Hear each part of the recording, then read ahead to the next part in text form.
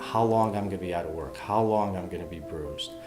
In most instances, the stitches are removed in 4 to 5 days. There is bruising that could be there for a week, sometimes 2 weeks, rarely more, but patients can be in full makeup in 10 days, which helps camouflage any bruising that may be present.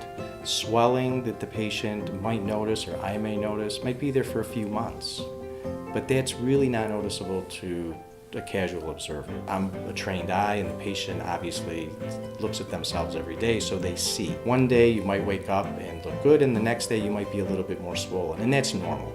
There's a lot of fluid and swelling and healing that's going on, and sometimes you can get a little bit of edema in the eyelid. Depends on how you sleep or what you ate the night before, and that all can contribute to under eyelid or facial swelling. Patients can shower almost immediately after surgery. The next day, we allow them to wash their hair and get their face wet. We always like to have the stitch line kept clean. It's very important, otherwise the stitches don't dissolve or they're very difficult to remove. Ointment is applied to the incision line 2 to 3 times a day to keep the stitches moist and the incision line moist.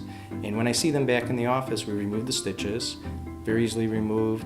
Typically we just pull the stitch after cutting 1 or 2 knots, minimal discomfort.